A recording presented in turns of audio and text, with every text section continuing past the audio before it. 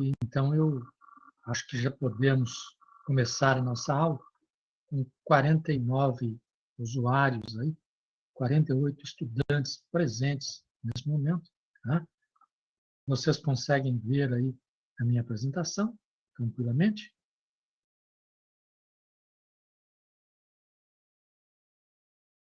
Me ouvem também sem interferência, né?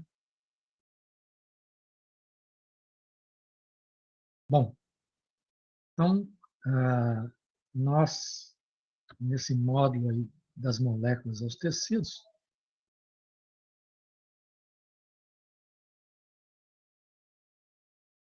nesse módulo das moléculas aos tecidos, nós estamos aqui, né, na quarta semana, dia 3/12, né, prontos aí para falarmos de oxidações biológicas, né? Nós vamos estar falando aí sobre esse assunto, né, nas nossas próximas aulas. Hoje, nas nossas próximas aulas, tá? Até o final aí da quinta semana letiva aí do nosso semestre. Nós teremos aí, antes da avaliação, a oportunidade, no dia 14/12, de fazer a contextualização, né, após aí o fechamento da situação problema 2, a gente faz a contextualização dessa situação problema, né? E já, né, provavelmente, aí também, já começando aí o estudo na semana anterior, no sábado, com atividade assíncrona, de carboidratos, estrutura e função, juntamente com o metabolismo de carboidratos. Então, hoje, iniciamos aí o nosso estudo das oxidações biológicas. Esse estudo das oxidações biológicas, ele constitui aí o centro, né, do tema de metabolismo, né? Então, o metabolismo é o conjunto, né, de todas as reações que são catalisadas enzimaticamente, que ocorrem no nosso organismo, né? E existe aí uma classificação funcional de metabolismo, tá? O metabolismo ele pode ser classificado em metabolismo energético e em metabolismo especializado em relação à função, tá? Então, nós vamos falar aí nas oxidações biológicas, né, sob esse título, do metabolismo energético, né, das fases, das etapas centrais aí desse metabolismo energético, tá? Entretanto, é bom destacar já, né, que o chamado metabolismo especializado, ele está associado também ao metabolismo energético, né, de etapas específicas aí do metabolismo energético, partem rotas, por exemplo, para a síntese de produtos nitrogenados especializados, né, de outros compostos especializados, né, cuja produção não está associada aí à energia, à geração da energia, à conservação da energia, tá? Configurando, portanto, aí, o chamado metabolismo especializado. Eu estou vendo aqui que a Bianca, ela, né, lembrou aí que a gente não conseguiu, né, discutir, né, aqueles exercícios, o questionário aí que eu passei na semana passada para vocês. Então, assim, eu inseri ele na sequência aí da discussão das oxidações biológicas, num determinado momento hoje aqui, viu, Bianca? Tá? Nós estaremos fazendo uma discussão, né, de cada um daqueles itens, né, que eu passei para vocês aí na atividade assíncrona de sábado passado. Né? Mas antes disso, né, vejamos aí esse contexto aí do nosso metabolismo energético, né, das chamadas oxidações biológicas. Então, essas oxidações biológicas, elas compreendem, né, 3 etapas diferentes aí. É claro que essas 3 etapas, elas são etapas, assim, didaticamente classificadas, definidas, né? O nosso organismo, ele não vai fazer essa diferenciação, né? Mas é conveniente aí para a gente estudar o metabolismo que a gente faça essa divisão aí nessas etapas. Então,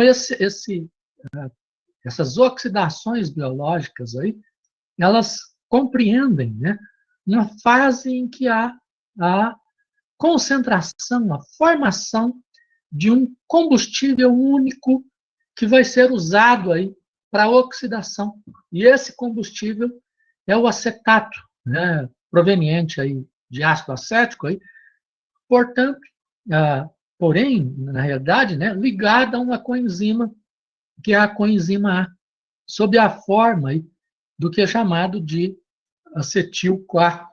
Então, nós temos uma fase de coleta de acetil-CoA proveniente de todos os combustíveis energéticos presentes no nosso organismo, que a gente ingere na alimentação, assim, que a gente ingere na alimentação e que também estão presentes aí no nosso organismo. Nós podemos fazer reserva desses combustíveis, né?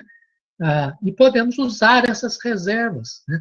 Na realidade, devemos usar essas reservas, né, para a manutenção aí da nossa saúde. A gente vai discutir bastante isso, né, já que a gente também se propõe aí a discutir processos patológicos associados ao metabolismo. Tá? Então, nós podemos usar glicose e outros carboidratos, né, para produzir acetil-CoA. Podemos usar os ácidos graxos provenientes de lipídios, aí, né, de outros lipídios, para produzir acetil-CoA. E mesmo usar aminoácidos provenientes da hidrólise de proteínas, de peptídeos, né, para produzir esse acetil-CoA. Então, essa fase aí das oxidações biológicas é chamada de fase de coleta, de produção de acetil-CoA. Logo em seguida, essa acetil-CoA ela vai entrar num processo de natureza cíclica, um processo oxidativo cíclico, que é chamado aí, mais comumente, de ciclo de Krebs, né? Embora esse professor de bioquímica, prefira designá-lo aí como ciclo do ácido cítrico, como uma boa parte da literatura vai designá-lo. Tá? Então, o acetil-CoA ele vai entrar aí numa série de reações, tendo por objetivo promover a oxidação dos átomos de carbono do acetato, associado à coenzima A. Então, esses átomos de carbono, eles vão ser convertidos em CO2, ao mesmo tempo que os átomos de hidrogênio, os elétrons e prótons associados à estrutura do acetato, eles vão ser transferidos para coenzimas de oxirredução. Coenzimas da niacina, nicotinamida, adenina dinucleotídeo, e coenzima da riboflavina, tá? Flavina, adenina dinucleotídeo. Tá? Então, o FAD, no caso específico aí. Tá? Então, essas coenzimas, uma vez reduzidas, estarão, assim, completando o propósito das oxidações biológicas, no contexto das oxidações biológicas. Então, esse ciclo tem uma série de atos de outros propósitos, né? Mas essa etapa 2, aí, constituída pelo ciclo do ácido cítrico, no contexto das oxidações biológicas, ela se completa aí com a formação dessas coenzimas reduzidas. E essas coenzimas reduzidas, então, vão ser utilizadas numa etapa 3 das oxidações biológicas, que constituem a chamada cadeia de transporte de elétrons. Tá? Essa cadeia de transporte de elétrons vai ter o propósito de receber os hidrogênios, tá? Os elétrons e prótons provenientes das coenzimas de oxirredução reduzidas, e através da transferência desses elétrons, tá? A favor aí de um potencial de redução, tá? Vai levar a transferência dos elétrons ao final ao oxigênio molecular e com a formação de água. Tá? A energia é liberada aí durante esse processo. E essa liberação da energia é conservada sob a forma de ATP.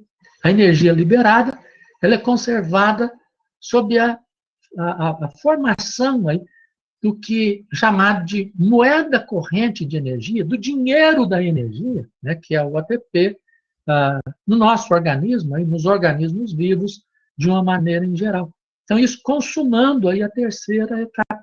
Né? Vocês devem ter notado, né, que junto, né, com o desenvolvimento aí dessa situação, dessa discussão aqui que eu estou fazendo para vocês, vocês tiveram aí o disparo de uma situação, problema, que trata exatamente a respeito dessa questão, né?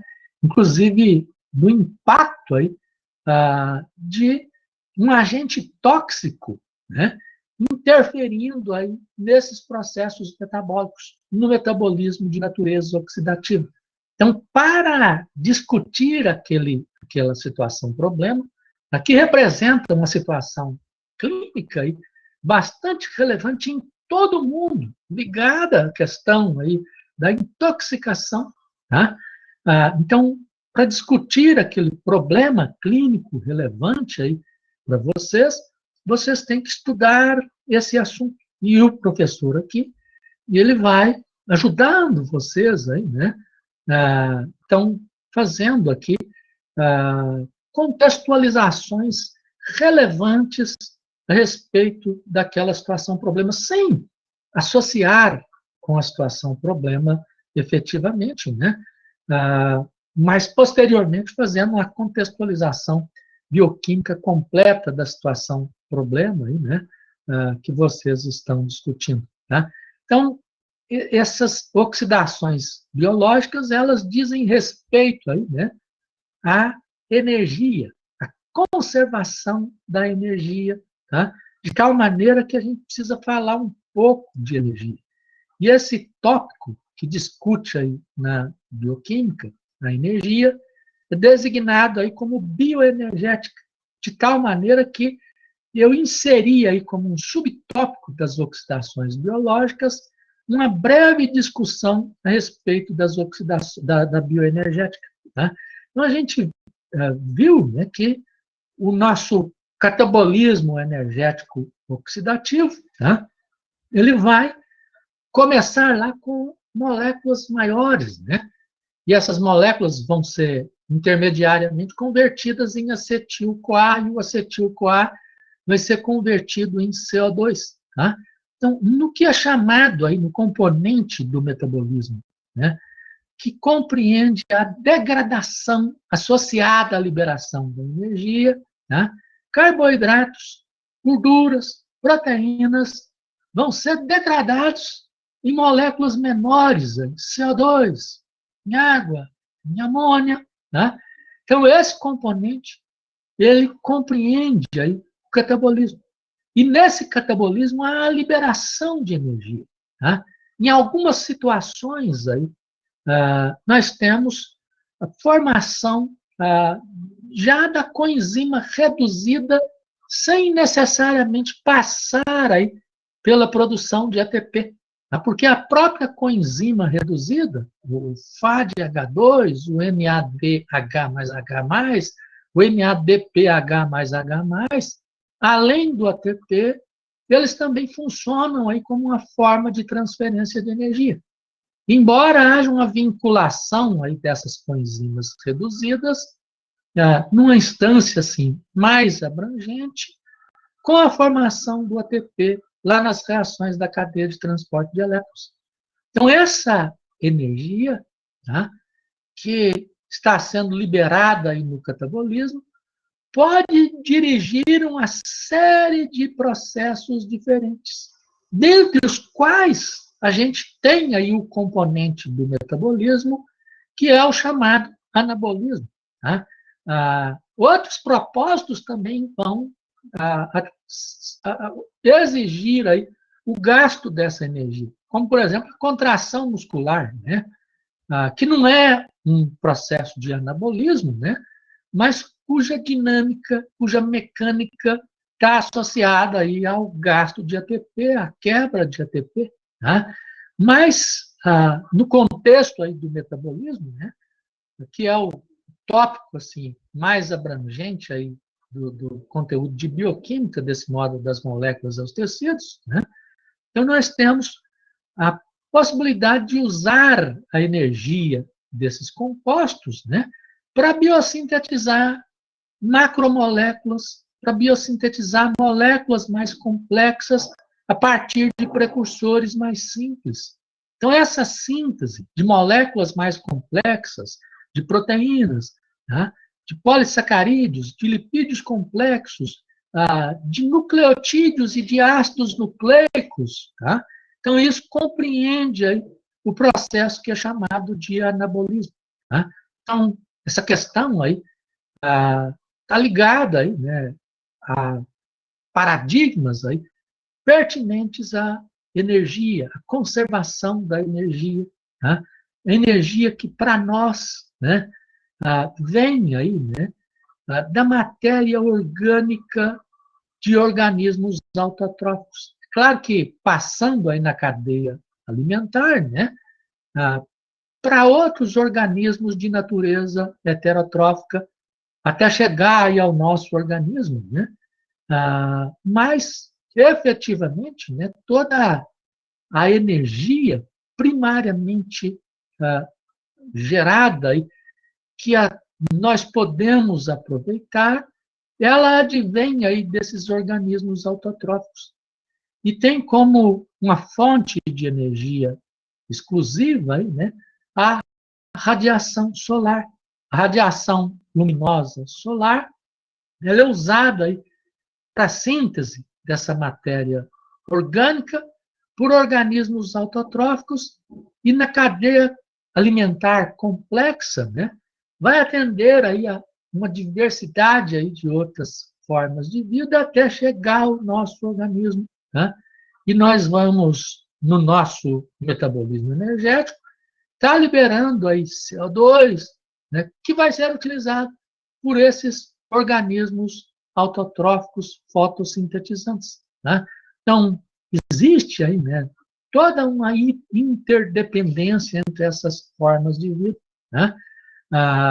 Alguns de vocês aí podem achar que o professor está falando uma coisa que não caberia aqui, né, no estudo aí de bioquímica, aí, para o curso de medicina, de bioquímica médica, mas não é bem desse jeito. Né? Essa é uma excelente oportunidade aí que a gente tem, né, para entender aí a influência do ambiente naquela viagem lá das moléculas aos tecidos, né, das moléculas ao nosso organismo, né, e das inter-relações que isso aí tem com as questões sociais, aí, com a sociedade de uma maneira geral. Tá? Então, nós dependemos, tá? Nós fazemos parte aí de uma cadeia complexa, né, de interdependência nesse planeta que a gente ainda nem entende, que a gente nem consegue compreender exatamente essa complexidade aí, né? E o grau de dependência que a gente tem nessa cadeia, né? Assim, para a gente ter aí a arrogância, né? A petulância de desprezar aí as questões ambientais, né? A questão aí da preservação da natureza. Tá? Então, é uma coisa assim muito importante. Tá? A medicina, né? Não vai fazer o menor sentido aí, né? Se a gente não respeitar, se a gente não for capaz aí de compreender, né? De respeitar a necessidade de manter essa natureza, de manter esse ciclo de interdependência. Tá? Então, isso não é uma coisa para biólogos aí, né? Isso é uma coisa para todo ser humano aí, né? Isso é uma coisa pertinente aí à vida, própria da vida, e a gente tem que entender isso aí, né? Não é um discurso relativo, uma coisa ideológica, né? Ou que não interesse aí, né? Que esteja fora do contexto, aí, fora dos nossos objetivos curriculares, né? Então, está perfeitamente aí dentro, tá? Do contexto em que a medicina se insere aí na sociedade, né? Inclusive uma grande quantidade aí de processos patológicos está associada com esses desequilíbrios, né, dessa natureza, né, e, inclusive, essa questão aí, atual aí, da pandemia, né, tem vinculações aí, né, com questões ecológicas relevantes aí, né. Então, a gente não pode desprezar isso, inclusive tem que buscar entender essa questão, né, inclusive áreas específicas aí da medicina devem ter uma preocupação maior aí com essa questão, né, da implicação aí das questões ambientais aí, né, com a saúde, né, e com doenças específicas. A bioenergética, ela utiliza termos aí para a energia, né, que compreendem as unidades de medida de energia. E a energia, ela normalmente aí é medida em caloria ou em joule, né? E o que vem a ser a caloria e o que vem a ser o joule? A caloria, né, uma caloria é a quantidade de energia necessária para elevar a temperatura de 1 grama de água de 14,5 para 15,5 graus Celsius a 1 atmosfera de pressão. Tá? Então, isso é o que a gente vai definir aí como uma caloria. A caloria em si é uma quantidade de energia muito pequena, né? A quantidade de energia que a gente demanda aí no nosso organismo, ela é dada em quilocalorias, 2.000 quilocalorias, 2.500 quilocalorias, né? Assim, há uma variabilidade da demanda em relação ao sexo, né, da pessoa, né, em relação ao padrão de atividade física, ao metabolismo basal do indivíduo, né? Se a pessoa está em fase de desenvolvimento, não está em fase de desenvolvimento, né? Então isso tudo vai interferir, né? Mas a quantidade de energia, ela é dada aí em quilocaloria, né? Então, na realidade, né, quando as pessoas falam, aí a gente ouve o tempo inteiro, eu fiz isso, eu gastei 100 calorias, gastei 50 calorias, né? Na realidade, a pessoa gastou 100 quilocalorias, 50 quilocalorias, né? Existe aí, né, dentro da ciência da nutrição, tá, uma unidade de caloria que é escrita com a letra C maiúscula, tá? Então, que é chamada aí de grande caloria. Então, essa grande caloria da nutrição, ela não é a caloria, a unidade de energia que é a caloria. Ela, na realidade, é uma quilocaloria, tá? Que é diferente aí, da caloria, né? 1000 vezes aí, esse valor aí, de uma caloria. Tá? Então, o nutricionista, quando fala, normalmente ele está usando aí, esse conceito aí, né, de grande caloria, tá? Que, assim, na mídia, de uma maneira em geral, parece que tem hegemonia aí, esse tipo de ideia, né? Mas, num contexto assim, mais apurado cientificamente, né, a gente tem que considerar que aquela caloria, na realidade, é uma quilocaloria.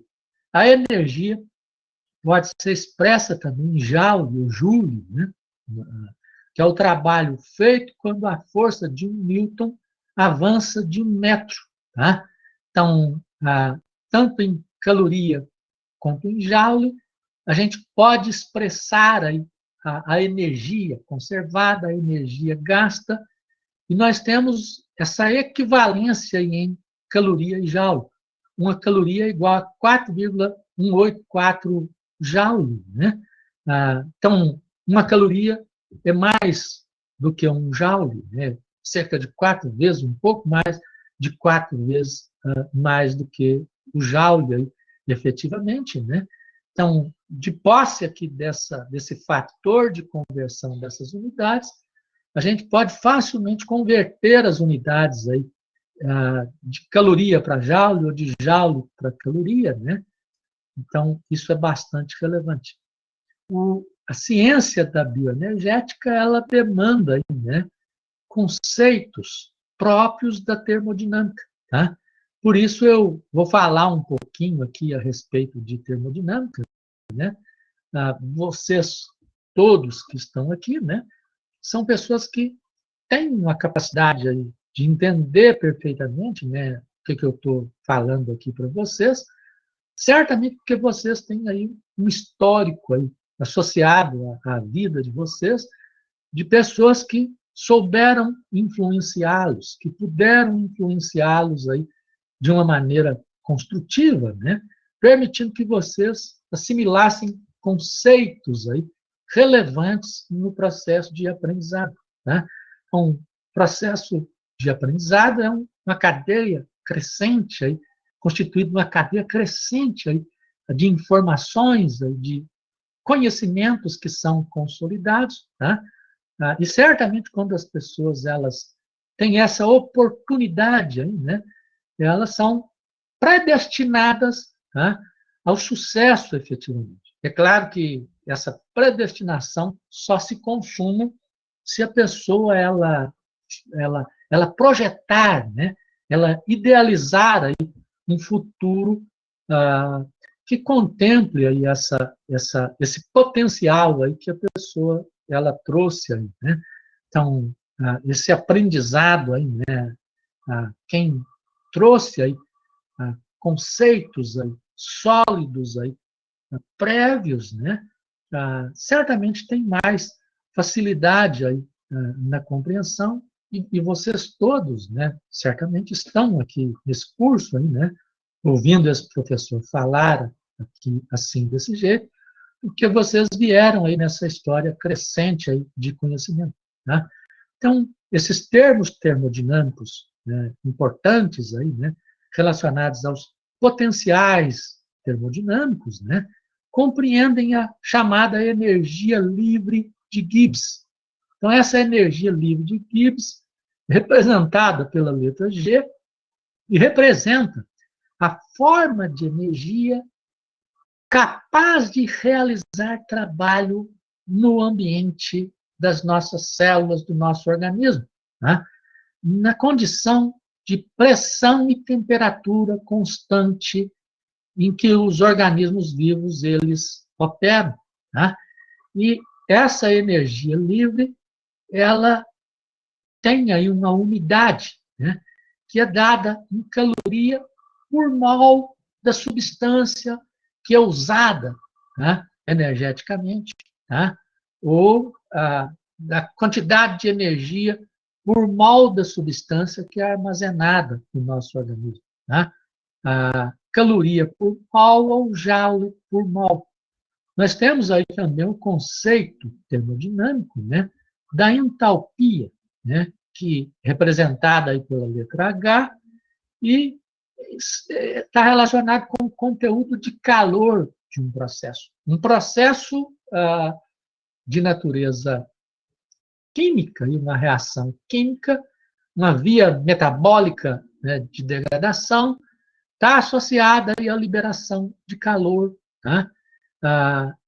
Esse calor não realiza trabalho aí no nosso organismo, né? Mas ele é importante, por exemplo, para a manutenção da temperatura corporal. Tá? Mas, assim, a gente pode ter situações, tá, em que o calor ele é excessivo, tá? Inclusive prejudicando condições ideais aí para a operação das nossas células. Né?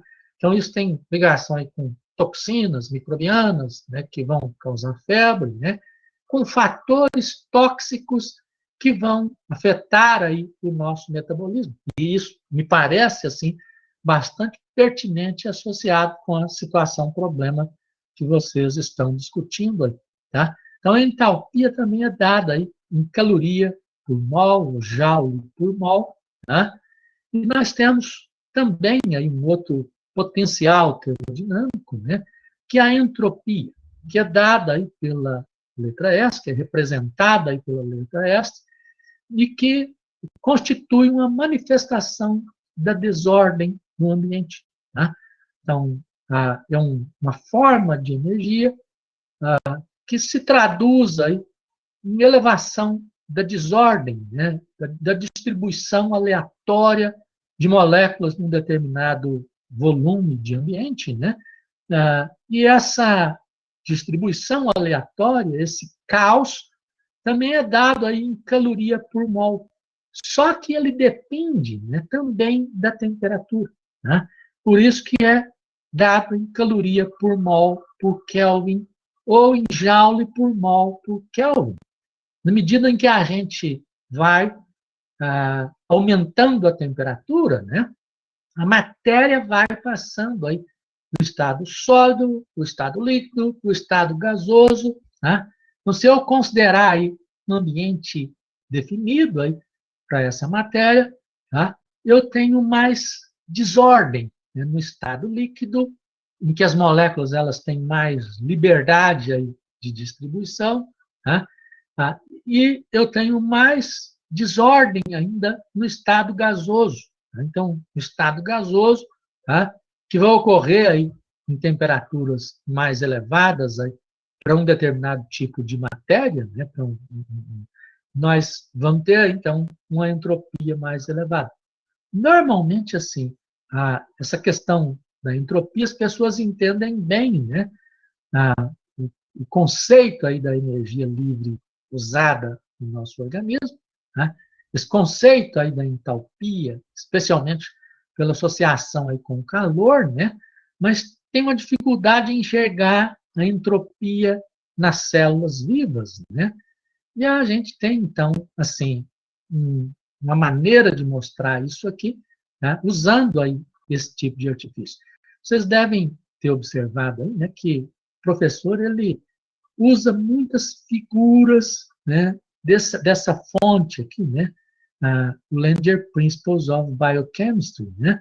Então, essa fonte, né, eu gosto muito de usar as figuras, porque, assim, dentre os textos aí que a gente tem aí, né, as figuras são mais bem construídas, né? Então, elas têm cores aí diferentes, elas são mais bem planejadas aí, né? Mas sempre que eu vejo figuras mais interessantes aí em outros livros aí, né? Como lá do Berg, por exemplo, né? Ou da internet aí, mesmo de outras fontes aí da internet, né? Eu vou usar essas figuras. Na falta de achar uma figura aí de outras pessoas, eu mesmo vou construir aí figuras específicas para representar o que eu estou querendo mostrar. Mas essa é uma figura do Langer, que mostra aqui a glicose, né? Que vai estar na temperatura aí do nosso organismo, de um organismo vivo, de uma bactéria, digamos, aí, né? No estado sólido, né? E o oxigênio aí na temperatura do ambiente, aí, né? Que vai estar no estado gasoso, tá? Então, uma bactéria, né? Uma célula, né? Pode usar essa glicose como fonte de energia aerobicamente aí, né? E isso resulta, essa utilização aeróbica da glicose, resulta na formação de água no estado líquido e de CO2 no estado gasoso. Aí, né? Então, o exercício da geração da energia para a manutenção da vida, ele tem uma vinculação aí com esse aumento da entropia. Tá? Então, nós temos aqui uma situação em que tínhamos uma mistura de estado sólido-gasoso e passamos para uma mistura líquido-gás. Tá? Então, sólido-gás, líquido-gás. Então, o saldo efetivo, em termos de estado da matéria, é de promoção para estado no sentido do estado gasoso. Aí, né? Eu tive uma promoção de estado sólido líquido. Tá? Então, isso já, por si só, implica em aumento da entropia. E, além disso, olha só, eu aumentei aí, a quantidade aí de moléculas, né? De tal forma que essa distribuição dessas moléculas nesse ambiente, efetivamente, desse maior número de moléculas, efetivamente, vai ser mais aleatória, né? vai ter mais incerteza.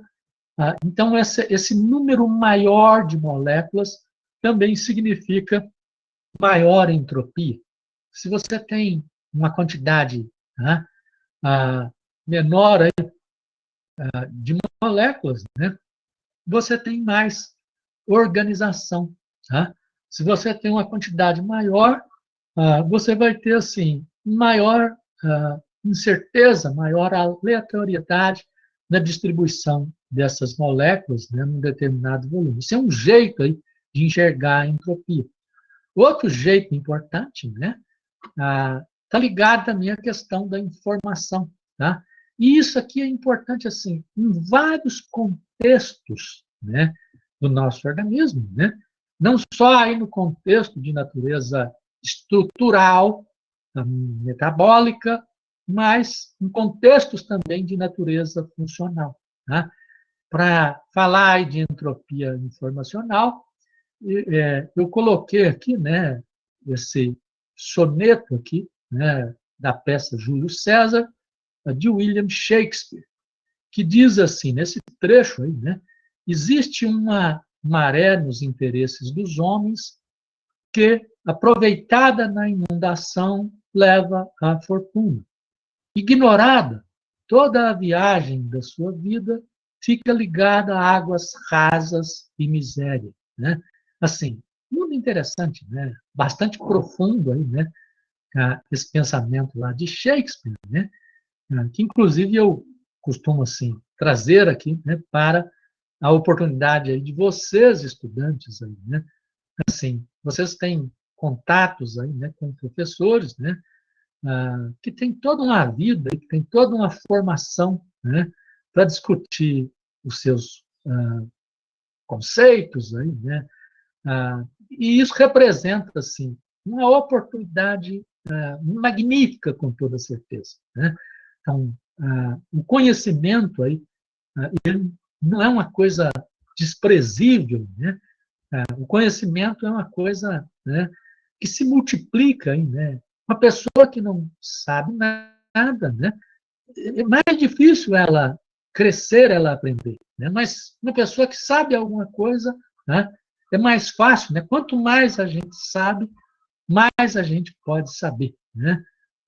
De tal forma que isso é relevante, até porque a escalada do conhecimento ela tem esse contexto aí, né? Então, é importante aí, né, que as pessoas elas insiram isso aí em si mesmas aí, né, para que elas aproveitem as oportunidades que são dadas a elas aí, né? Não é uma questão, né, nesse curso, por exemplo, de ter a nota para poder passar, para poder ir para frente, né? É claro que isso é importante, é relevante, né? Mas é relevante a oportunidade ímpar aí de estar tendo um crescimento efetivo aí, em termos de conhecimento, e um crescimento que vai fazer a diferença futuramente aí, né? É o que a gente observa aí, né? Uma quantidade aí de estudantes aí, egressos aí desse programa de graduação, que ocupam um lugar de destaque, né? Dentro da cidade, em áreas diferentes, né? No estado, no país e mesmo em diferentes lugares aí do exterior, né? Então, essas pessoas aproveitaram aí essas oportunidades efetivamente. Mas, assim, o que eu estou querendo dizer aqui com isso, em termos de entropia, é um pouco diferente, porque essa informação aqui que a gente, inclusive, discutiu aí, né, o significado, né, uma interpretação construtiva, positiva para as nossas vidas, esse pensamento aí de Shakespeare, ele vira nada, né? Se eu fizer uma distribuição randômica das letras, né, que compreendem aquele soneto lá em inglês, né? Isso aqui já é uma figura retirada ali do livro do Mendier, né? Então, que mostrou exatamente como é que fica aquele soneto de Shakespeare, né? Se a gente utiliza, então, essa distribuição randômica das letras que constituem aquela informação. Tá? Então, isso aqui, olha só, é uma situação de máxima entropia informacional. Eu não consigo entender, tirar daqui nenhum significado. E quanto maior a quantidade aí de letras, né, quanto maior o texto daquela informação, né, maior vai ser a entropia e menos provável é que eu consiga elucidar o significado aí, daquela informação efetivamente. Então, isso aqui é entropia informacional. Tá? Inclusive, assim, outra questão positiva e construtiva, assim, já fugindo aí desse ambiente aí estrutural e metabólico, está ligado ao conhecimento. Tá? Então, o conhecimento, ele está ligado também à questão de ordem, né? De organização, tá? De classificação. Tá? É por isso que esse professor ele tem essa preocupação tão grande de começar tudo, né? Conceituando, definindo e depois classificando, para depois falar das coisas efetivamente. Tá? Porque, assim, conceituar, classificar são aspectos essenciais aí do conhecer, do saber, né? E permite que a gente possa construir uma organização das ideias, né? Então, a organização das ideias, a nossa capacidade intelectual, ela está largamente associada à organização das ideias aí das pessoas, né? Inclusive, não só essa capacidade intelectual, no sentido assim da pessoa ela ser intelectualmente aí mais preparada, né? Mas a capacidade intelectual no sentido assim da própria saúde mental da pessoa. Né? Então, algumas pessoas elas não conseguem organizar as ideias efetivamente, né? E isso tem importância, inclusive, no contexto, né, da área da medicina e que é a psiquiatria, né? Então, é extremamente relevante, né, que as pessoas elas sejam estimuladas aí ao longo das suas vidas, aí, né? Naturalmente isso acontece, né? Mas algumas pessoas por razões aí diferentes, aí, né? Que compreendem hereditariedade, mas que compreendem também questões aí de natureza ambiental, e elas não vão desenvolver aí, né, na plenitude essa capacidade de organizar as ideias, né? Inclusive assim, de entender os limites próprios daquilo que é da própria pessoa, daquilo que é de outras pessoas, daquilo que é da coletividade, né?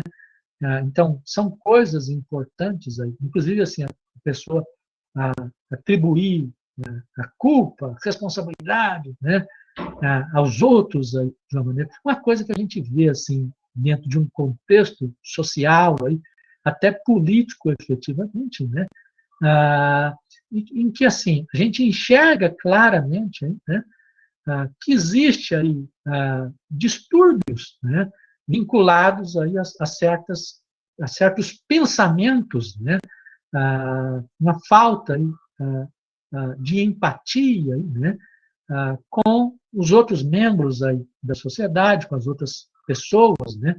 Então isso representa mais doença, mais problema, aí, né? Do que assim uma ideologia saudável, a gente poderia dizer assim, né? Então, ainda a respeito aí da termodinâmica, né? Uma outra questão importante aí que a termodinâmica nos traz, né? É essa segunda lei da termodinâmica. Assim, muitas coisas. Termodinâmica é uma coisa fantástica, hein, né? Eu vou estar falando assim sempre um pouquinho a respeito dela, né? Mas essa segunda lei da termodinâmica diz coisas relevantes aí para a gente. Todas as transformações físicas e químicas tendem a ocorrer na direção em que a energia útil é irreversivelmente convertida em uma forma desordenada de energia chamada de entropia. Tá? Então, o exercício aí, né, de fazer um processo físico, de fazer um processo químico que demanda energia, tá? Esse exercício está associado aí à conversão da energia em uma forma completamente desordenada e que é chamada de entropia, né? Então, os processos físicos, químicos, naturais, eles vão ocorrer num sentido em que entropia ela está aumentando, em que ela aumenta, né, até atingir um máximo. Quando atinge um máximo, aquele processo físico ou químico ele atingiu aí o que é chamado de um estado de equilíbrio, né? Então isso assim tem importância aí em cosmologia aí, né, com toda certeza, né? Mas tem importância no nosso organismo, aí nos organismos vivos, a gente enxergar aí as reações, né? Embora sim, de uma maneira geral, seja mais simples, né? E os autores aí dos livros de bioquímica, eles adotam essa simplicidade aí nesse sentido, né? De expressar essa questão aí da espontaneidade dos processos químicos, das reações aí do metabolismo, através da variação da energia livre. Tá? Então, pura e simplesmente observando a variação da energia livre associada, eu posso ter aí essa noção aí da espontaneidade, né, e do equilíbrio aí das reações, né? Então, a variação da energia livre, né, num pH aí constante aí dos organismos vivos aí, né, é igual à variação da energia livre padrão, tá? Mais R, que é a constante universal dos gases, vezes T, que é a temperatura em Kelvin, vezes o logaritmo neperiano da concentração dos produtos das reações elevada aos seus coeficientes estequiométricos, dividida pela concentração dos reagentes, dos substratos, elevada aos seus coeficientes estequiométricos. Então, isso me dá aí essa variação da energia livre. Né? Se esse ΔG ele é igual a zero, tá? Assim, quando não tem energia, né, para liberar, a, o processo não vai ocorrer nem num sentido nem no outro. Né? Então, o sistema ele vai estar num estado de equilíbrio. Então, quando eu tenho esse estado de equilíbrio, ΔG' é igual a zero, ΔG' é igual a menos RT ln da constante de equilíbrio. Então, esse é um jeito que a gente tem de determinar esse ΔG0'. Tá? Mas eu posso também determiná-lo, como eu mostrei anteriormente para vocês, considerando a reação nas condições padrão. Tá? Então, o ΔG de uma reação nas condições padrão, na CNTP, pressão de uma atmosfera, temperatura de 25 Celsius, tá? pH 7, tá? Concentração de reagentes e produtos igual a 1 molar. Então, a variação da energia livre que eu tenho ali é a variação da energia livre padrão. Tá? Então, que vai ser igual, então, ao menos RT logaritmo neperiano da constante de equilíbrio. Inclusive, a gente vê aqui com clareza, olha só, que nessa situação, se eu estou partindo da CNTP, aí, né, incluindo aí o pH 7, né, e eu tenho essa reação, e eu tinha 1 molar da concentração de cada um desses de reagentes e produtos, né, e se a concentração continuou como 1 molar, eu esperei um tempo aí bastante grande, e não houve mudança nenhuma, isso significa, né, que a constante de equilíbrio é igual a 1. Tá? E que o ΔG zero linha, o ΔG linha zero, ele vai ser igual a zero. Tá? Então, quando a constante de equilíbrio é igual a 1, tá? Eu vou ter o ΔG linha zero igual a zero, e o sistema já vai estar em equilíbrio.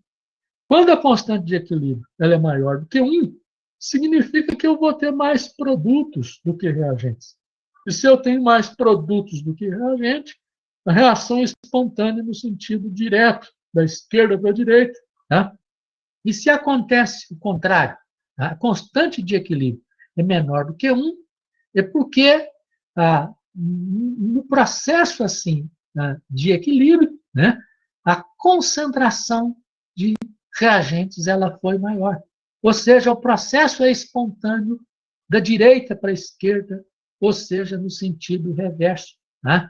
Então, eu posso, pura e simplesmente, numa reação química, a partir da própria constante de equilíbrio, entender aí a espontaneidade. Tá? Mas, se eu tenho o valor de ΔG0', eu posso dizer se o processo é espontâneo ou não espontâneo. Tá? Então, se o ΔG0' é negativo, ele é espontâneo, porque o processo ocorreu com liberação de energia. Tá? Então, a energia foi liberada. É como dinheiro. Tinha dinheiro para gastar, então, espontaneamente, o processo ocorre aí, né? E se eu tenho um ΔG negativo da esquerda para a direita, positivo da esquerda para a direita, da direita para a esquerda, eu vou ter um sinal diferente aí, né? Então, certamente isso é bastante relevante e permite a gente entender aí bastante a questão. O Lucas Rodrigues Pereira está perguntando a diferença entre G' e G'0, né? Então, o que eu tenho aqui é o seguinte, olha só, tá? O G' é a variação da energia livre de um processo fora da condição padrão, que vai ser igual à variação da energia livre padrão mais alguma coisa. E isso dependendo aí do equilíbrio do processo. Tá? Então, quanto menor o ΔG0', assim, quanto maior o valor em negativo, em módulo, tá? A reação ela é mais espontânea naquele sentido. Tá? E o Igor Barreto Leite está perguntando se pode-se falar que quanto menor o ΔG'0, maior a tendência de ocorrer a reação, assim, quanto maior em módulo, porém negativo em sentido. Tá? Então, se eu tiver um sinal negativo e um módulo maior, significa que, naquele sentido, a reação ela é mais espontânea. Tá? Então, é isso aí que ocorre. Tá? Então, o Igor entendeu ali, né? O Lucas entendeu também a minha explicação ali da diferença entre o G' e o G0', né? E a Beatriz agora está perguntando aqui, né? Por que quando a entropia é máxima, o sistema se aproxima do equilíbrio? É porque, assim, não tem mais energia para gastar. Tá? Então, a energia do sistema, para ser gasta, ela foi completamente gasta, tá? E se transformou na entropia, na forma de energia que não é capaz de levar o processo físico, nem a reação, de um lado para outro, viu, Beatriz? Tá? Então, quando toda a energia se converte em entropia, aí eu não consigo fazer mais nada, né? Então, chegou aí ao estado de equilíbrio, o sistema atingiu esse processo de equilíbrio. Tá? Então, o Lucas Rodrigues não entendeu o conceito de G'. Né? Então, esse conceito de G', né? Na realidade, assim, numa reação, né, o G ele está ligado à molécula em si. Né? Quando eu tenho o processo, né, a variação da energia de substratos e de produtos, né, ela é melhor expressa como ΔG, que é a variação da energia livre. Tá? Então, quando eu tenho uma reação, olha só, talvez você entenda melhor essa questão. Né? Se eu tiver na CNTP, aquela condição que eu mostrei anteriormente para vocês aqui, ó, né? Eu tenho e medir o ΔG0, a variação da energia livre, ela é a variação da energia livre padrão. Tá? Só que, se eu estiver fora das condições padrão, tá? A variação da energia livre não é a variação da energia livre padrão. Tá? É a variação da energia livre, é o ΔG'. Tá? É o que vai ocorrer no nosso organismo, nas nossas células. Então, na nossa célula, eu não tenho uma variação da energia livre. A variação da energia livre que ocorre em cada reação é uma variação da energia livre total, que é o ΔG'. Tá? Porque o processo não está ocorrendo nas condições padrão. Tá? Eu não tenho ali temperatura de 25 Celsius, pressão de uma atmosfera. Tá? Eu tenho aí uma situação diferente. Tá? Apesar, o Lucas agora entendeu a questão, né? Apesar, assim, de essa energia livre, ela padrão, ela não ser a que expressa o processo no nosso organismo, né? O nosso texto de bioquímica vai considerá-la. Porque, assim, é mais fácil e é ela que é factível aí de eu determinar, porque eu posso determinar fora do ambiente aí do nosso organismo, né? Mas eu vou estar sempre tendo que considerar que nas condições reais aí das nossas células vivas, o processo vai ser um pouco diferente. Né? Então, o que eu considerar em condições padrão é uma aproximação, tá? Mas é uma aproximação útil e válida para o que vai ocorrer efetivamente aí no organismo vivo. Por isso é que os textos aí de bioquímica vão falar sempre no ΔG', né? Como aqui nessa tabela aqui, ó, né? Tem uma série de compostos no nosso organismo cuja hidrólise poderia levar à liberação de energia. Né? E essa tabela aqui mostra esses compostos aí. O Lucas Oliveira está perguntando, quando a reação atinge o equilíbrio, a gente ainda tem reações, mesmo que pequenas, então não atingiu ainda a entropia máxima. Assim, quando atingiu o equilíbrio efetivamente, né, e eu não tenho o processo nem da esquerda para a direita, nem da direita para a esquerda, né, eu não vou tender a ter mais aí a ocorrência, nem num sentido ou no outro sentido. Tá? Embora, assim, isso aí é um conceito, né, que eu estou discutindo fora do organismo vivo, né, que é como se eu estivesse discutindo no vácuo, né, a variação da energia livre no nosso organismo, né, ela não ocorre no vácuo. Né? A reação que eu estou discutindo, ela ocorre num contexto aí metabólico. Né?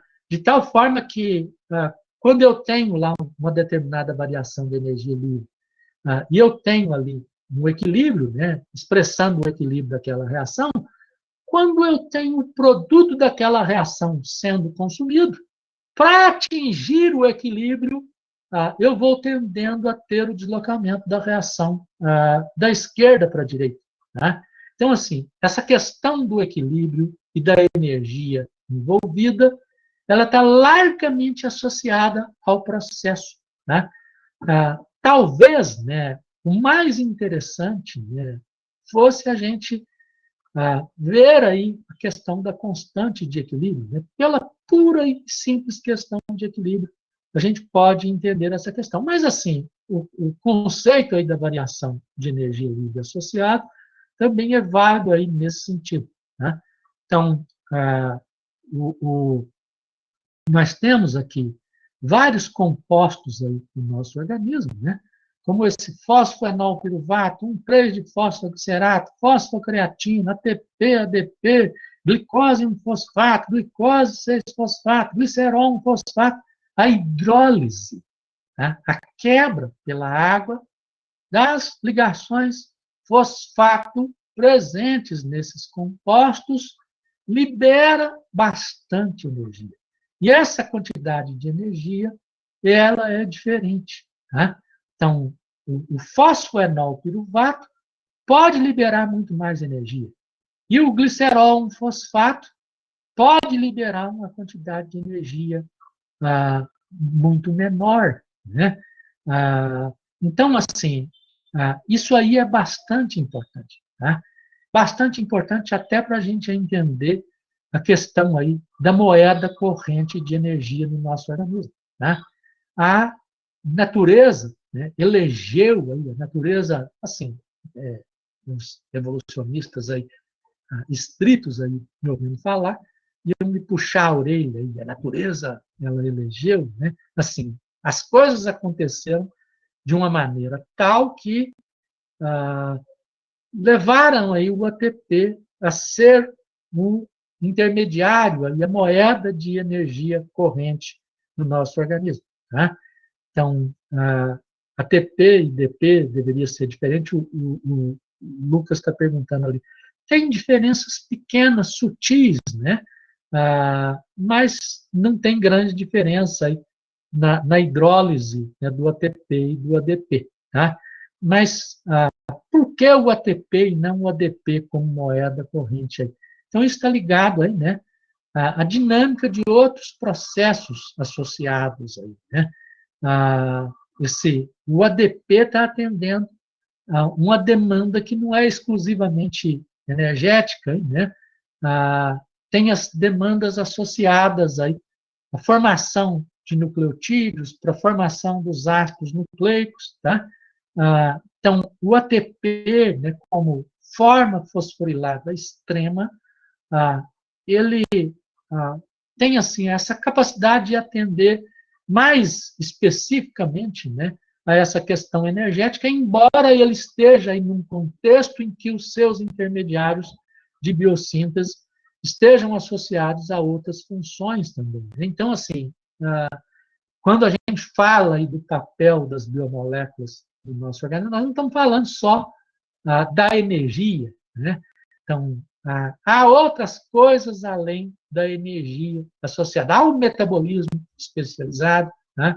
Há a divisão celular, a replicação aí do DNA, embora essas coisas todas também demandem energia, viu, Igor Barreto? Né? Então, por que a natureza escolheu aí um composto que tem uma quantidade de energia intermediária? Olha, ela poderia ter evoluído aí para todos terem uma quantidade de energia máxima. Né? Então, assim, as trocas, né, iam ser complicadas, né, porque existem efetivamente compostos que têm uma quantidade de energia menor. Né? A eficiência aí dessas trocas energéticas pode ser melhorada através, né, da utilização de um intermediário com um valor médio ou mediano de energia.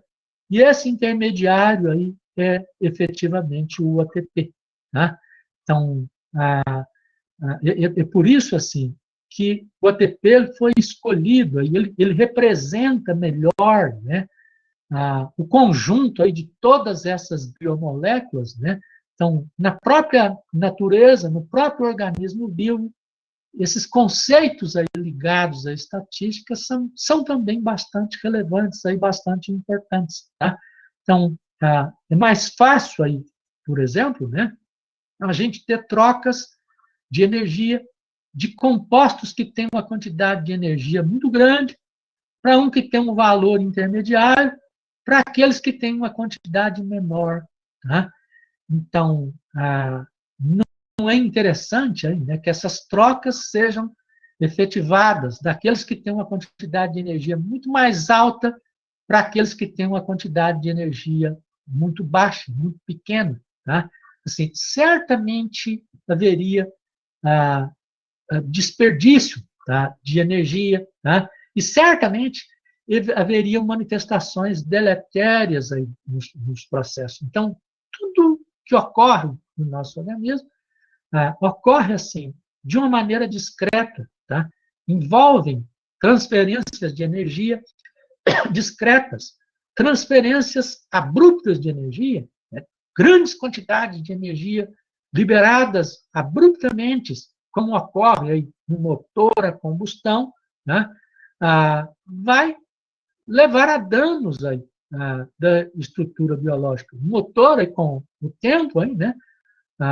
Pelo próprio exercício aí da combustão, ele vai sofrer danos aí, erosivos aí, né? E assim, o nosso organismo ele trabalha aí, dentro de um conceito aí, né, de minimização desses danos, né? Então, a evolução aí, a natureza, ela ocorreu aí no sentido em que nós pudéssemos ter aí danos energéticos mínimos, né? Então, a complexidade dos organismos vivos, tá? toda a evolução biológica, ela tem uma relação grande aí, né, com essa capacidade, né, de atenuar os danos associados à energia, né? E isso não só assim no nosso organismo exclusivamente, isso tem uma ligação com a questão aí, né, do ambiente aí, né, a existência dos organismos autotróficos e dos heterotróficos, né? A vida, ela pode ser vista aí, né, como uma coisa só, né? Nós devemos perder aí essa ilusão aí, né, de que destruindo a natureza a gente possa se preservar, né? Assim, é uma ideia absurda, né? Ideia, efetivamente, aí, de quem não compreendeu aí, o que é a vida, aí, né? E a importância aí, né, de todos os sistemas, né, na determinação, aí, na preservação da vida de uma maneira geral, inclusive da vida humana. Tá? Então, como eu falei antes, né, a energia, ela está distribuída em pacotes, ela é liberada ou ela é gasta em pequenos pacotes, né? E isso associado aí a reações. Então, cada uma reação, ela tem uma variação de energia livre, uma variação de energia livre padrão, tá? E numa sequência de natureza metabólica, a variação da energia livre do processo total, ela é o somatório da variação da energia livre de cada uma daquelas reações. É por isso que a gente vai ver assim situações em que a variação de energia livre de uma reação, ela não permitiria a ocorrência daquela reação, tá? Mas a liberação de energia por outra reação, por exemplo, a hidrólise de ATP. A hidrólise do ATP libera energia que permite a ocorrência de uma reação que não ocorreria, tá? Mesmo catalisada enzimaticamente, tá? Que seria proibida termodinamicamente. Então, a hidrólise do ATP, ela permite que essa reação ela possa ocorrer aí, efetivamente, né? De tal forma que a gente tem assim, que vai ser assim preservado aí, né?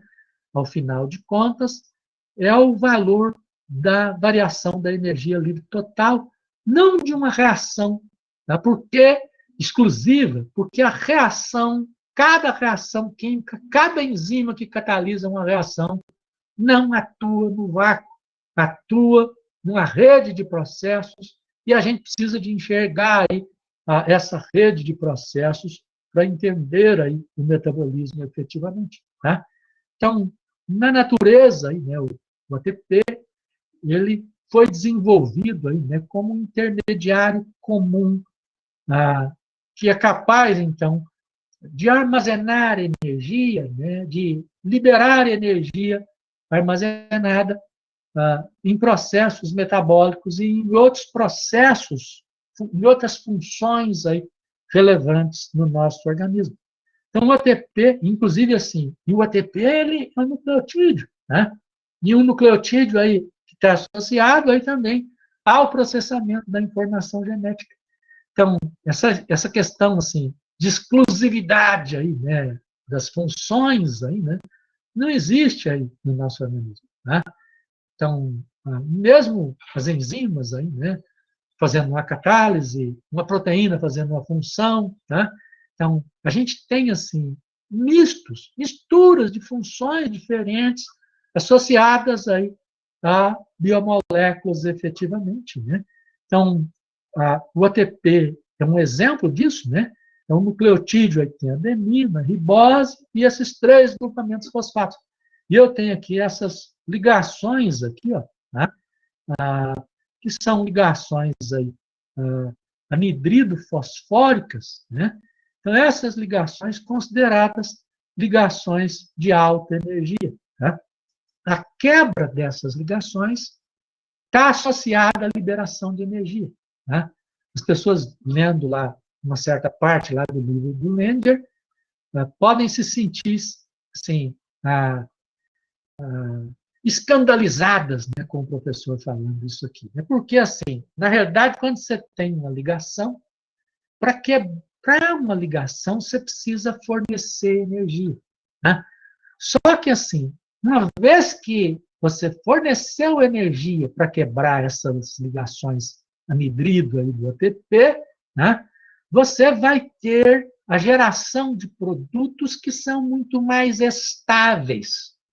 E como eles são muito mais estáveis, o equilíbrio do processo está largamente relacionado à geração desses produtos, de tal maneira que a constante de equilíbrio dessa reação é muito maior do que 1. Tá?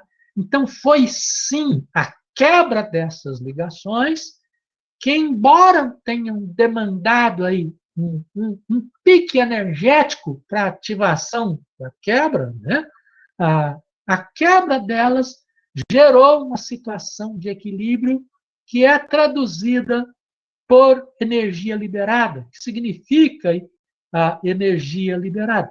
Inclusive, para entender essa questão, né, eu muitas vezes costumo comparar aí com o que aconteceu lá no 11 de setembro de 2001, no ataque às Torres Gêmeas lá do World Trade Center, em Nova York, né?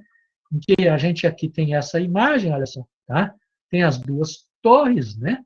E o avião ele vai colidir aqui com um ponto tão um pouco acima do ponto intermediário aí dessas torres, né? E o que, que ele vai fazer? Tá? Que essa colisão ela vai destruir pilares aí de sustentação dessas torres. Ao destruir esses pilares, essa parte de cima toda vai exercer aí uma pressão, um peso sobre a parte de baixo. Né? E a gente teve, então, o desabamento aí dessas estruturas. Tá? As estruturas desabadas, tá? Elas representam aí, né, uma forma mais estável. Né? As torres construídas, elas são formas menos estáveis efetivamente. Né? Então, exatamente por isso que é tão necessária essa estrutura assim, de sustentação, tá? Esses pilares aí que vão ocorrer. Né? Então, alguma coisa semelhante está acontecendo aqui. Né? Uma vez que eu quebrei essas ligações, e para isso eu precisei fornecer um pouco de energia, né? Muito pouco em relação à quantidade de energia que efetivamente foi liberada depois que essa quebra foi consumada efetivamente. Inclusive, por que, que isso aqui é mais estável? No caso lá das torres gêmeas, né? É fácil, né, que pela força da gravidade, mais fácil que os componentes todos da torre estejam no chão aí, né, do que eles estejam elevados na estrutura das torres gêmeas. Mas aqui, por que, que é mais fácil que essas estruturas elas existam, é mais provável do que essa aqui? Exatamente porque, olha só, a existência dessa estrutura, ela significa uma repulsão dessas cargas negativas. E essa repulsão dessas cargas negativas gera uma instabilidade. Né? E é exatamente por causa dessa instabilidade que eu vou ter a quebra dessas ligações, levando à liberação de energia. Tá? No caso aqui do ADP, olha só, eu diminuí as forças repulsivas. Né? Os produtos, a quantidade de forças repulsivas, ela é menor, né? De tal maneira que eu tenho aqui mais estabilidade, né? Enquanto que na estrutura do ATP eu tinha ali mais instabilidade, né? Aquela estrutura ela é instável por causa da repulsão existente aí entre essas cargas. Né? Então, eu tenho na hidrólise do ATP, né, se eu representar isso em termos de reações, considerando aí todos os componentes, olha só, o ATP, né, com 4 cargas negativas, associado aos 4 prótons ligados a essas 4 hidroxilas, né? Formou aqui ADP, que tem lá 3 cargas negativas, mas está associado aos 3 prótons, formou fosfato, né, com 2 cargas negativas, porém associados a 2 prótons. Né? Eu representava anteriormente isso aqui, né, com a molécula de água. Aqui, né? Mas, assim, observando a reação, eu me vi forçado a representar isso em termos da água ionizada. Né? Porque quando eu represento isso como uma molécula de água exclusivamente, como alguns livros, textos aí vão fazer, né? Ou como quase todos vão fazer na realidade, né? Se eu observar bem, né, eu vou ver aqui que a hidrólise teria levado a um aumento do número de prótons. Eu tenho 5 prótons, aqui eu teria 4 prótons. Aí alguém vai falar assim, então a hidrólise do ATP vai aumentar a acidez do meio. Né?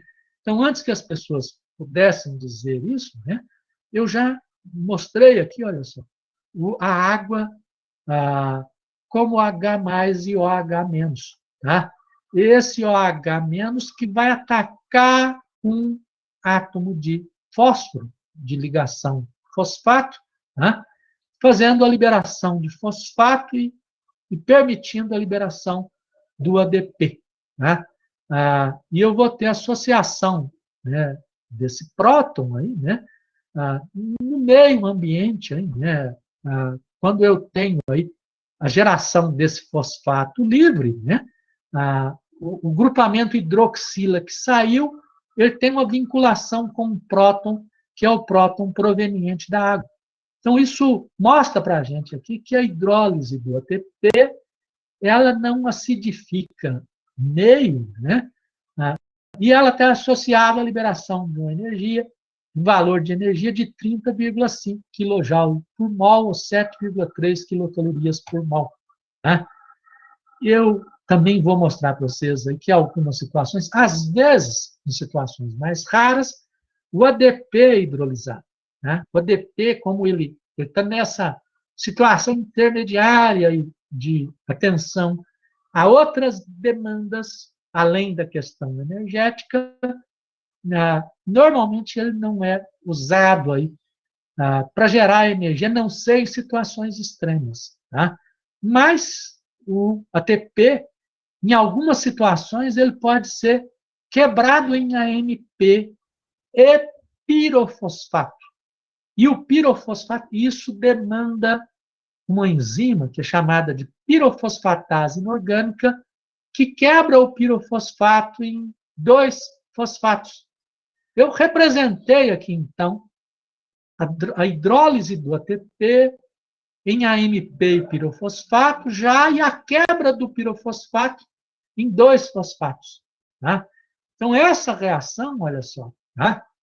A ATP com seus 4 prótons, demandando 2 moléculas de água, 2 prótons e 2 hidroxilas, produzindo AMP com seus 2 prótons associados e 2 fosfatos com os seus prótons associados. Então, o ΔG dessa reação é de 61 kJ por mol, ou de 14,6 quilocalorias por mol. É por isso que, quando no metabolismo ocorre hidrólise de ATP associada à hidrólise de pirofosfato, hidrólise de ATP com formação de AMP, associada à hidrólise do pirofosfato, a literatura fala em 2 ATPs. Na realidade, são 2 equivalentes energéticos de ATPs. Em termos de molécula, uma única molécula, em termos de mol, um único mol de ATP foi quebrado, mas liberou uma quantidade de energia que equivale a 2 ATPs através dessa cisão clássica anterior que ocorre. A Bianca Felice está perguntando ali. Com essa repulsão, não ocorre rotação desses fosfatos, como seria possível por ser uma ligação de natureza simples. Né? Então, quando eu tenho aqui essa molécula nesse sentido, olha só, tá? Eu também tenho nessas estruturas ressonância, tá? Então, essa ligação dupla, né? Também essa carga negativa, ela pode estar migrando aí, né, de posições, né? Então, uma rotação em torno de ligações simples aqui existentes, ela não minimiza, né, essa repulsão, essa estabilidade. E mesmo assim, aqui, viu, Bianca, né, eu preservo a mesma situação anteriormente aqui, ó, tá? Mesmo que eu tenha aí essa rotação em torno aí de ligações simples aí, tá? Eu tenho a mesma situação nos dois casos, tá? E efetivamente, se eu diminuo aqui a ocorrência, né, dessa repulsão, diminuindo a quantidade aí de grupos que sofrem repulsão, eu vou ter uma situação de mais estabilidade aqui, tá? Então, isso aí é bastante importante. Entendeu aí, Bianca? Né? O padrão de comparação é dentro da mesma molécula nesse sentido, né? Faz sentido o que eu falei aí, né, para você? Então, tá bom. Então, mostrei aí para vocês esses conceitos importantes, essenciais, para a gente discutir, então, as vias centrais lá das oxidações biológicas, centrais ou finais, né? Eu prefiro falar que são centrais, né? Porque, assim, o ciclo do ácido cítrico está associado a outros processos aí também, né? Inclusive processos anabólicos da energia, como a gente vai ver, né? Então, eu vou começar falando aí do ciclo do ácido cítrico, né? E o ciclo do ácido cítrico, então, é essa via intermediária, central, aí, no processo das oxidações biológicas, né? E a gente viu aí o papel, o que ele vai fazer? Ele vai oxidar acetil-CoA, e essa acetil-CoA oxidada vai, então,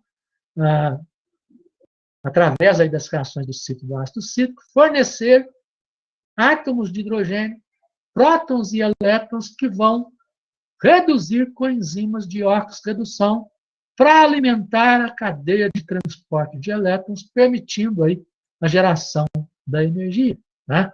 Então, o ciclo do ácido cítrico usa um combustível. Tá?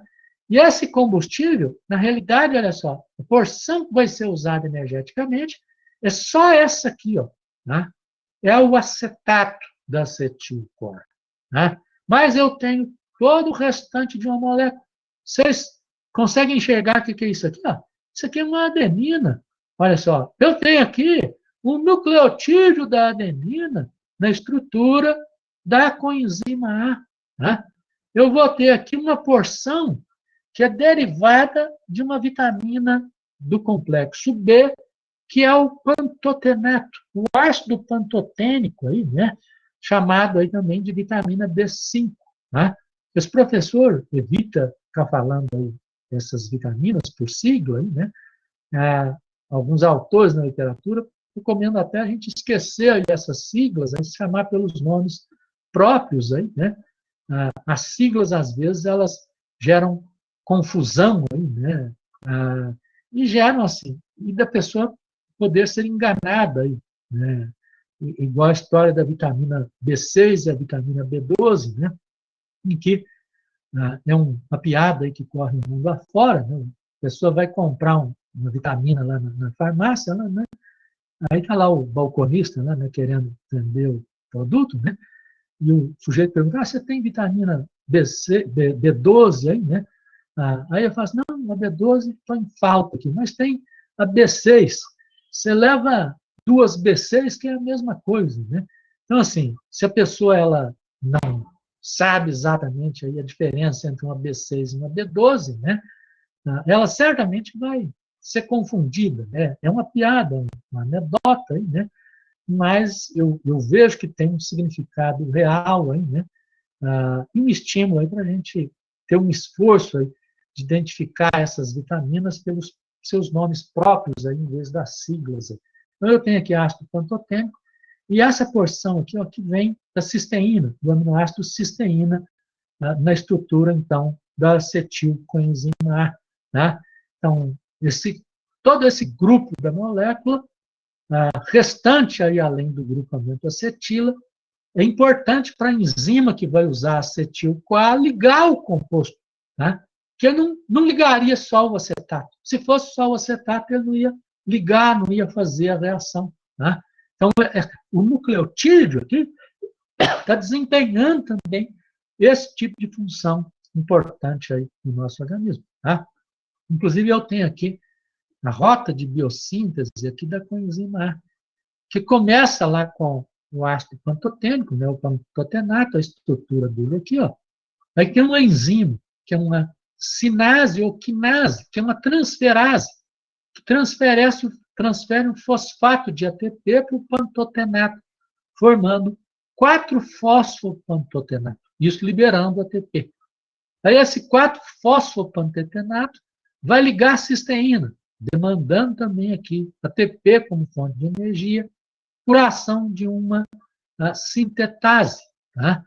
De uma enzima que vai usar a energia do ATP para formar uma ligação covalente, que é essa do 4-fosfo-N-pantotenilcisteína. Aí esse 4-fosfo-N-pantotenilcisteína vai sofrer a ação de uma descarboxilase, tá? Que vai liberar um grupamento carboxila, que vai gerar essa estrutura da 4-fosfopanteteína.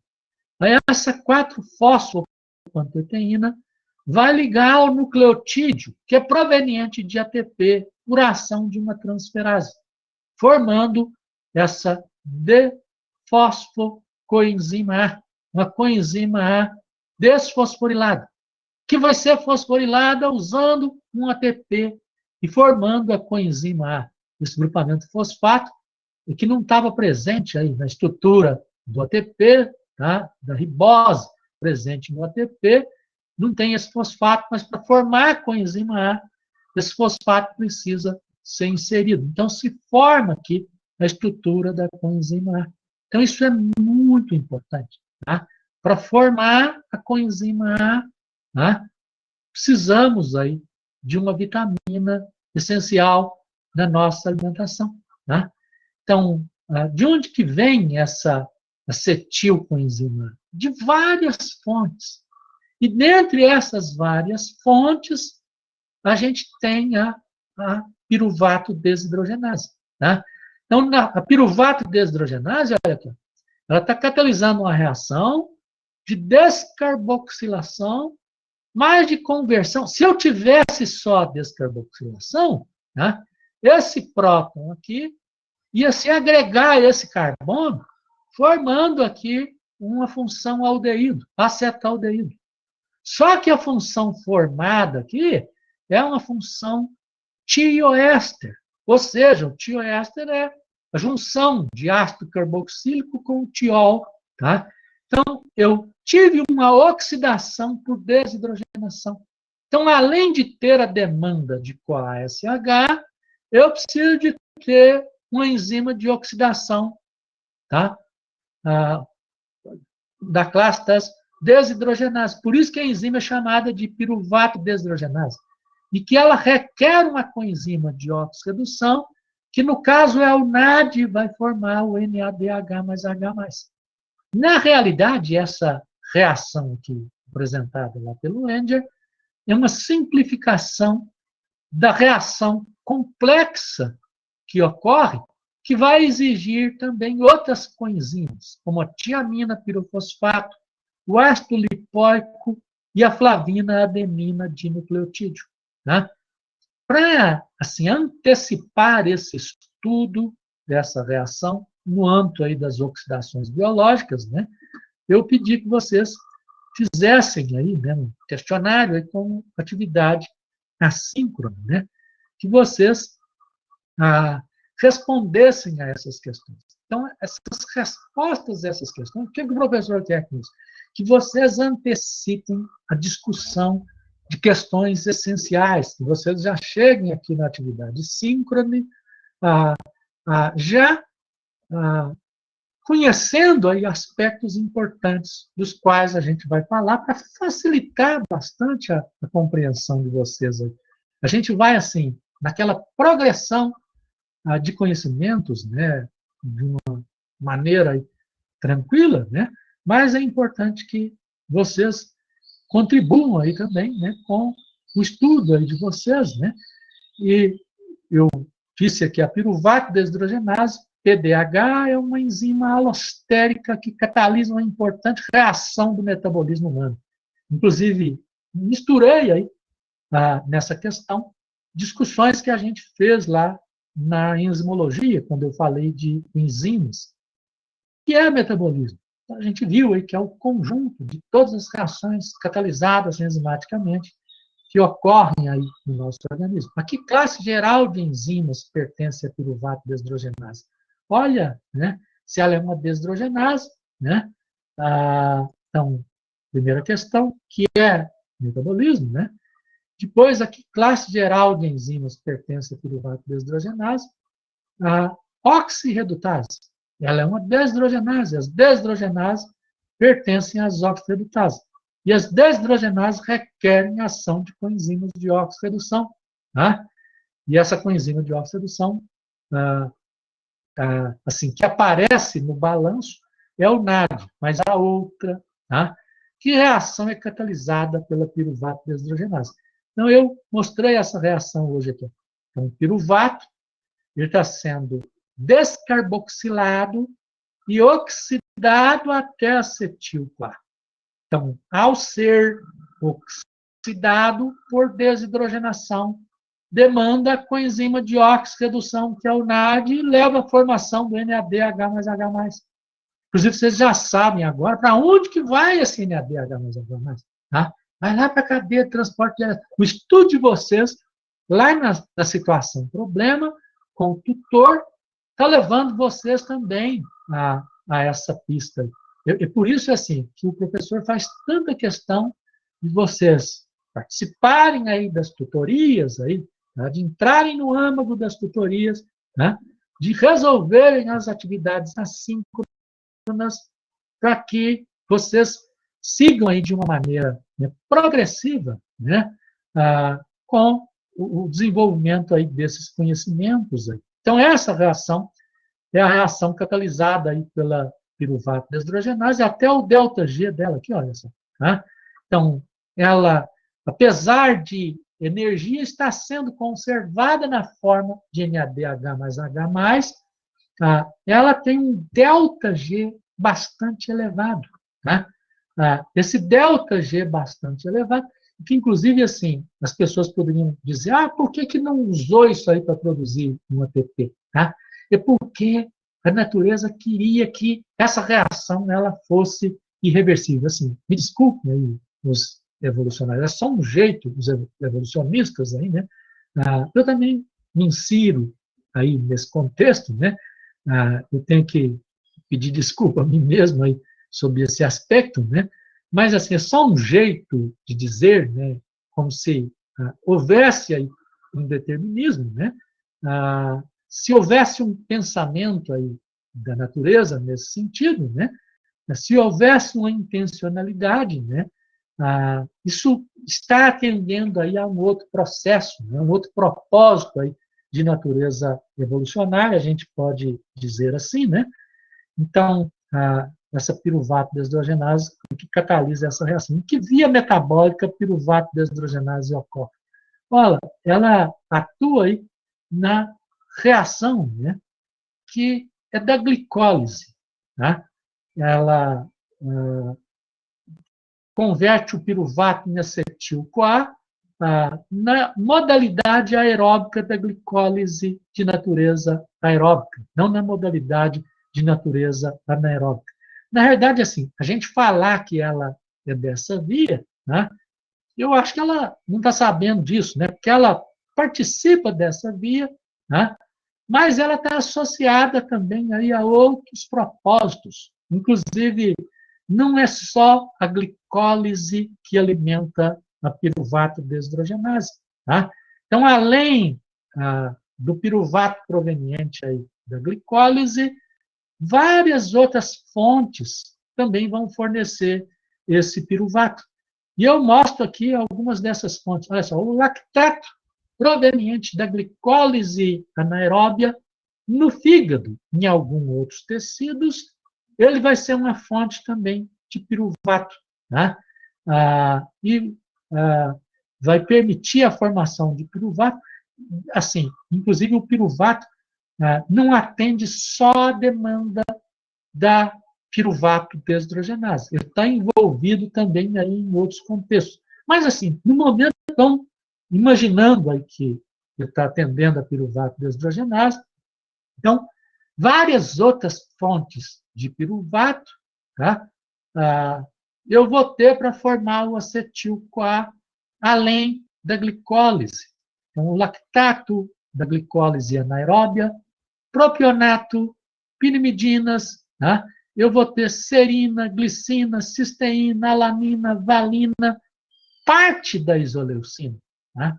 Parte das moléculas de isoleucina vão poder levar à formação direta de acetil-CoA. Inclusive, isso é importante depois, quando a gente for falar dos aminoácidos, da potencialidade de interconversão metabólica do aminoácido. Que aminoácido que pode virar açúcar no nosso organismo, ser convertido em glicose, tá? Que aminoácido que não pode. A gente vai ver que isso tem importância aí para entender questões ligadas ao diabetes, aí, a aspectos nutricionais relevantes, aí, inclusive associado a esse processo patológico aí, né, que vai mexer com todo o metabolismo e do qual a gente vai estar falando bastante aí. Então, o piruvato, né, que vai alimentar a reação da piruvato deshidrogenase, e ele pode vir aí de muitos outros processos, além aí desse processo, então, que é a glicólise de natureza aeróbica. A piruvato deshidrogenase alimenta um importante ciclo metabólico. Que ciclo metabólico é esse? E qual é a sua importância? Olha, esse ciclo metabólico é o ciclo do ácido cítrico, né? Que vocês, até aqui, devem ter chamado aí, exclusivamente de ciclo de Krebs. Né? Então, esse ciclo do ácido cítrico tem um papel energético relevante, que a gente discutiu aí, né? De permitir a oxidação da acetil-CoA para a formação de coenzimas de oxirredução reduzidas, que vão alimentar as reações da cadeia de transporte de elétrons, permitindo a geração de ATP nas reações da cadeia de transporte de elétrons. Que coenzimas são necessárias para a ocorrência da reação da piruvato deshidrogenase e quais dessas coenzimas têm origem em fatores nutricionais essenciais na alimentação humana? Né? Que fatores nutricionais essenciais são esses? Deficiências crônicas desses fatores nutricionais podem causar algum prejuízo ao desenvolvimento humano? Discuto. Tá? Inclusive, eu voltei aqui a bater na mesma tecla anterior, aí, né? Metabolismo, né? A bioquímica do nosso organismo tem uma relação grande com a nutrição, com a alimentação. Tá?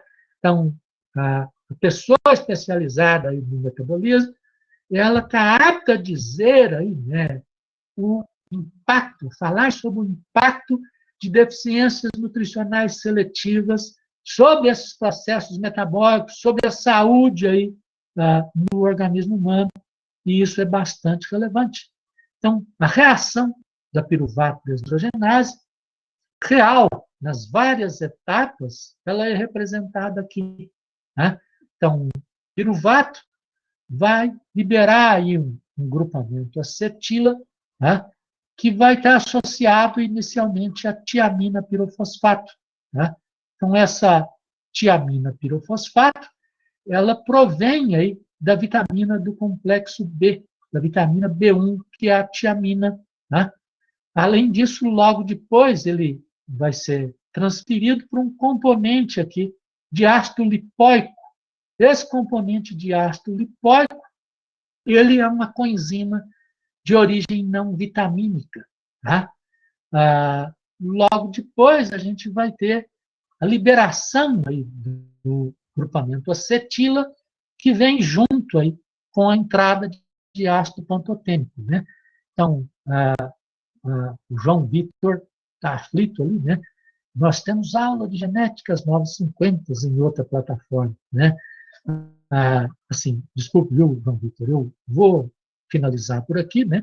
E a gente continua, né, desse mesmo ponto aí na nossa próxima aula. Eu vou estar salvando os nomes aqui nos presentes, né? Salvando aqui também esse chat, esse bate-papo público aqui de vocês, né? Então vamos ficando por aqui, tá? Então, tranquilo, né?